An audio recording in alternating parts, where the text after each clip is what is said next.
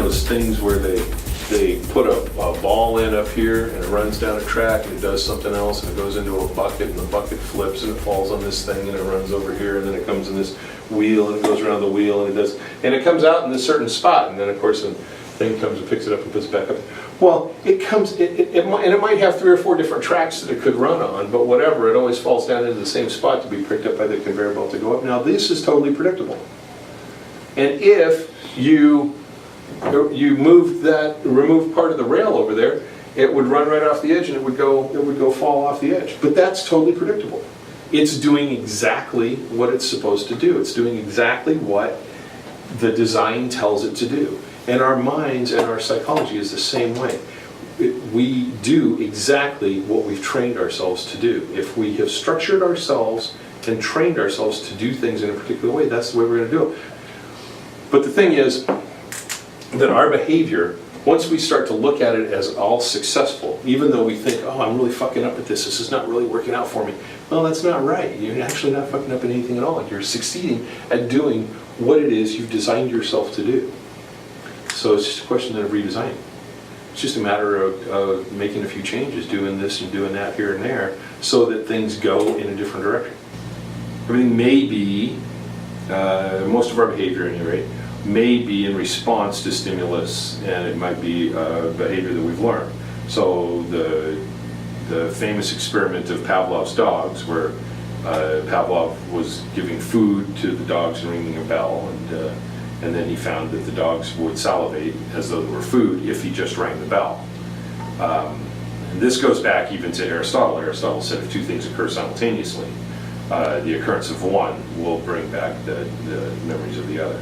So really all mammals, not just humans, but all mammals behave this way. When 2 things occur together, the occurrence of one will bring up the other. So we can use this to our advantage, and we in many ways are using it to our advantage. Every time we recall a memory, or even in this situation, if we take an action and it brings up a memory or something like that, every time we do it, it changes it. It changes the memory, it changes the response that we have to it. But it may not change it much, and it might reinforce the undesirable aspects of it. Or it might change it a lot. Now, the things that establish these patterns are the intensity, the outrageousness, and the duration. So if we have a highly emotionally charged situation as a result of something happening, or something happening in a highly emotionally charged situation, then we make that association really strong.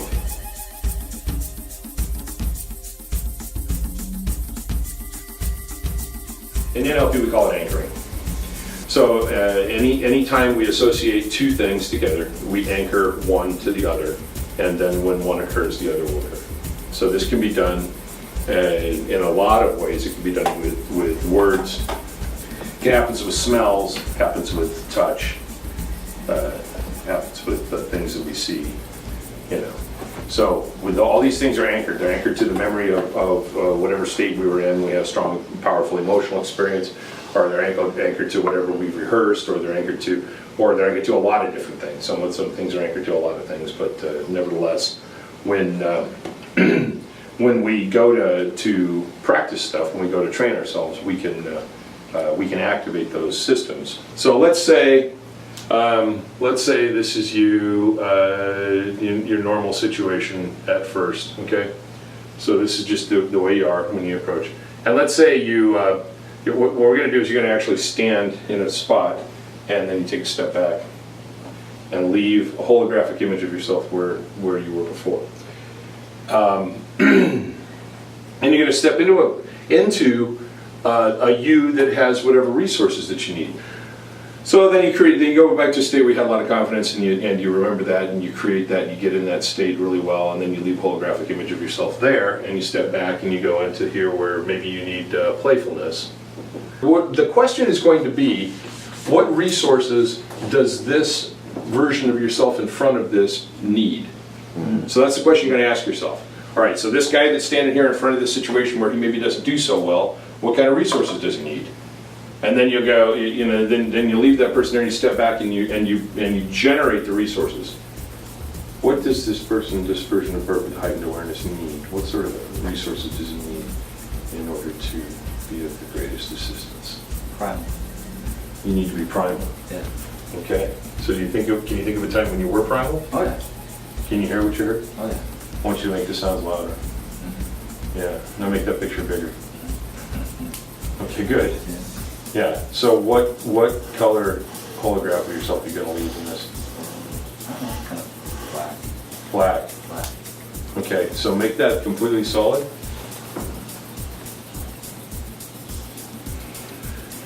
And get that down. Completely primal. Yeah. All right, whenever you're ready, I want you to leave that holographic image of yourself there and take out step back. All right, good. What are you feeling now? Pretty good. Okay, good. And you can lock this in right now. The ability to be decisive then, the times that you've been decisive. Let that go all through your neurology, all the way through your systems and your memories and your dreams. And feel that that locks in place and completely possesses you. And when that's completely together, that silver version of yourself, and it's soaked all the way in, I want you to take a step forward and breathe into what you didn't know before, but you now can have all the assets to solve. The confusion that might have been there before just fades away, and just feel that fading away, overpowered by the assets that you're bringing to bear on them, overpowered by the resources. And see yourself acting differently in this situation now.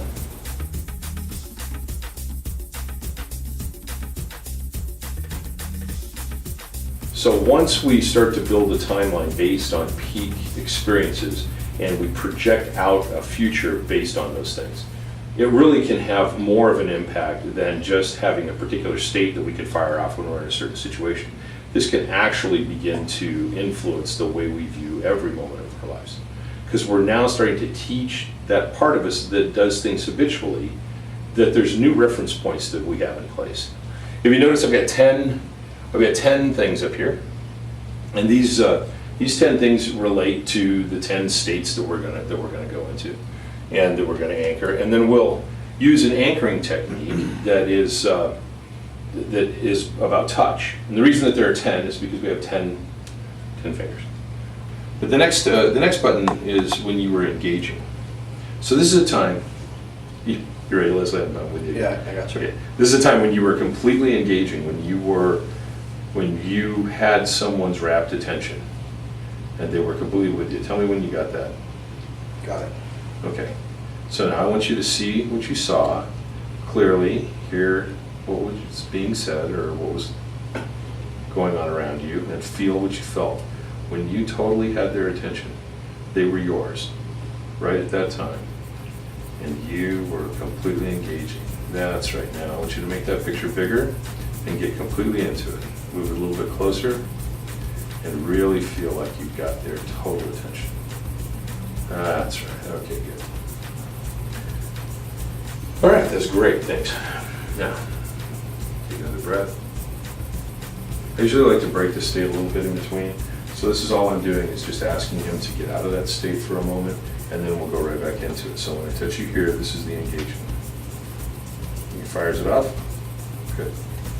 So this is what we're doing. We're getting in a state, we're associating it with a touch, and then we're breaking and we're going back into testing to make sure that touch still fires off that state.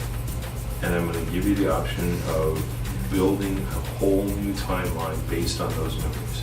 Now the chronological order of those memories doesn't matter. Just know that you can now look back on your past and see it as a collection of peak experiences. You can look back on your past and see it as a line of times when things that happened and when you did things that gave you excellent feelings and excellent results. And that can be your history, and it can be your present.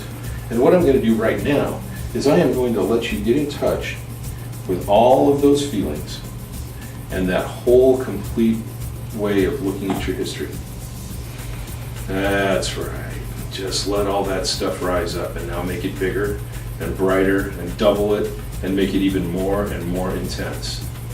And now look at what happens as you choose to move into the future with this new set of resources, this new way of viewing your life. See all of the successes that you're having and all the ones that you're going to continue to have. because your life is one long string of successes, one after another, and it just keeps getting better.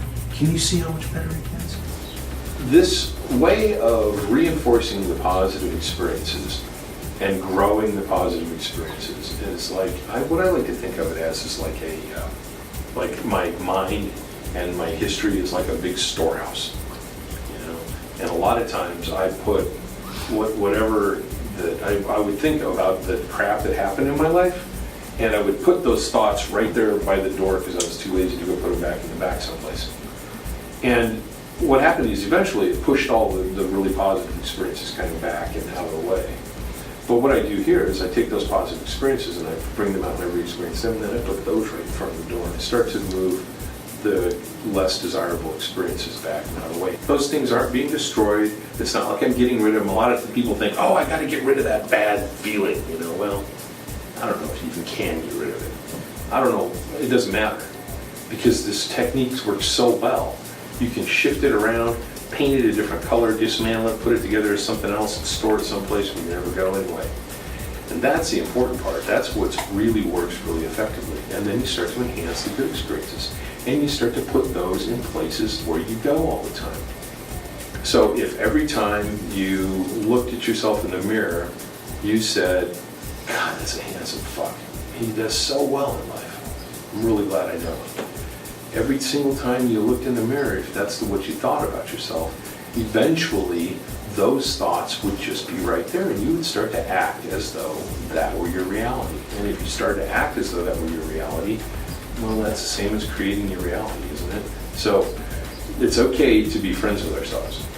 It's totally okay. We don't have to be our own enemies. We don't have to struggle and fight against things in ourselves that maybe we don't like very much. Everything is a success.